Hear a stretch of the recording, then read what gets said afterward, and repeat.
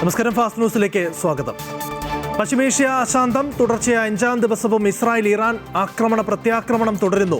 ഇറാനിലെ പ്രധാന നഗരങ്ങളിൽ ഇസ്രായേൽ വ്യോമാക്രമണം. കുവൈറ്റിൽ ഡ്രോൺ അവശിഷ്ടങ്ങൾ വീണ് 13 മരിച്ചു. കുട്ടിയുടെ 4 കുടുംബാംഗങ്ങൾക്ക് പരിക്കേറ്റു. ഇറാനിൽ കൊല്ലപ്പെട്ട അയത്തുള്ള അലി ഖമനേയുടെ പിൻഗാമിയായി ആരെ നിയമിച്ചാലും അവരെ വധിക്കുമെന്ന കടുത്ത പ്രഖ്യാപനവുമായി ഇസ്രായേൽ.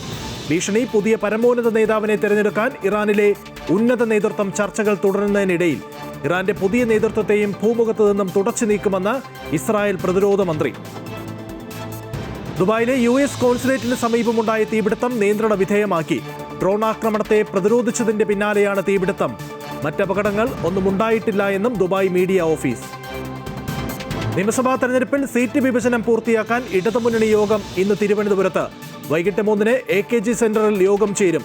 ഉഭയകക്ഷി യോഗത്തിൽ ധാരണയായ സീറ്റുകളുടെ എണ്ണം CPM യോഗത്തെ അറിയിക്കും. 13 സീറ്റുകൾ വേണമെന്ന് കേരള കോൺഗ്രസ്. മുന്നണി യോഗത്തിന് മുൻപ് CPM സ്ഥാനാർത്ഥി പട്ടിക തയ്യാറാക്കാൻ CPM സെക്രട്ടേറിയറ്റ് യോഗം ചേരുന്നു. പാർട്ടി നേതൃത്വത്തിനെതിരെ കടുത്ത വിമർശനവുമായി G. സുധാകരൻ. CPM മെമ്പർഷിപ്പ് പുതുക്കില്ല. 43 വർഷത്തെ സംസ്ഥാന കമ്മിറ്റി അംഗത്തിന് ശേഷം ബ്രാഞ്ചിൽ വന്നപ്പോൾ എങ്ങനെയുണ്ടെന്ന് ഒരു തവണ പോലും ജില്ലാ സെക്രട്ടറി അന്വേഷിച്ചില്ല. പൊതുപരിപാടികളിൽ അവഗണിച്ചു. MV ഗോവിന്ദൻ താൻ പരിഗണന അർഹിക്കുന്നില്ല എന്ന് പറഞ്ഞെന്നും G. സുധാകരൻ. G. സുധാകരന്റെ ഫേസ്ബുക്ക് പോസ്റ്റ് കണ്ടിട്ടില്ല എന്നും കാണാത്ത വിഷയത്തിൽ അഭിപ്രായം പറയില്ല എന്ന മന്ത്രി സജി ചെറിയാൻ. G. സുധാകരനാണ് മറുപടി പറയേണ്ടത്. പാർട്ടി അവഗണിച്ചിട്ടുണ്ടോ എന്ന ചോദ്യത്തിന് മറുപടി അർഹിക്കുന്നില്ല എന്നും സജി ചെറിയാൻ. മുൻ മുഖ്യമന്ത്രി VS അച്യുതാനന്ദന്റെ പേഴ്സണൽ സെക്രട്ടറിയായിരുന്ന A. സുരേഷ് പാണക്കാട് സാദിഖ് അലി ശിഹാബ് തങ്ങളുടെ വസതിയിലെത്തി അനുഗ്രഹം തേടി. Manjalamkuzhi Ali MLA, youth league സംസ്ഥാന ജനറൽ സെക്രട്ടറി PK ഫിറോസ് എന്നിവർക്കൊപ്പമായിരുന്നു മലമ്പുഴയിലെ UDF സ്ഥാനാർത്ഥി പട്ടികയിലുള്ള സുരേഷ് തങ്ങളെ കണ്ടത്. ജനാധിപത്യ ചേരിക്കൊപ്പം ചേരാനുള്ള സുരേഷിന്റെ തീരുമാനം നിയമസഭാ തെരഞ്ഞെടുപ്പിൽ പ്രതിഫലിക്കുമെന്ന് സാദിഖ് അലി ശിഹാബ് തങ്ങൾ. ശബരിമല സ്വർണ്ണ കവർച്ചാ കേസിൽ മുൻ ദേവസ്വം ബോർഡ് പ്രസിഡന്റും CPM നേതാവുമായ A. പത്മകുമാറും ജയിലിന് പുറത്തേക്ക്. ദ്വാരപാലക ശില്പക്കേസിൽ പത്മകുമാറിന് സ്വാഭാവിക ജാമ്യം. കൊല്ലം വിജിലൻസ് കോടതി ജാമ്യം അനുവദിച്ചത് SIT കുറ്റപത്രം സമർപ്പിക്കാത്ത സാഹചര്യത്തിൽ. സംസ്ഥാന ടെലിവിഷൻ അവാർഡ് തിളക്കത്തിൽ അമൃത TV. മികച്ച വാർത്താ അവതാരക സ്വപ്ന B. നായർ. മികച്ച ടെലി സീരിയൽ മഴയത്ത് മുൻപേ.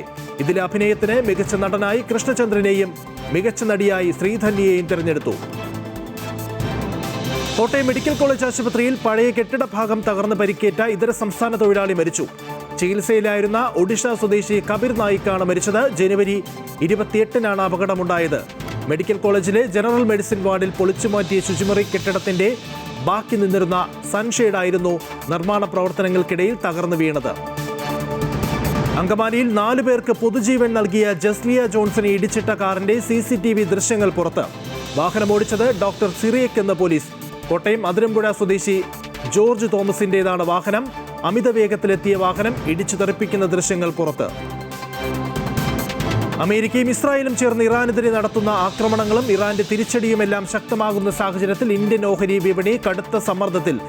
LNT, ടാറ്റ സ്റ്റീൽ, ഇൻഡിഗോ, ശ്രീറാം ഫിനാൻസ് തുടങ്ങി പ്രധാന ഓഹരികൾ ഇടിവ് രേഖപ്പെടുത്തി.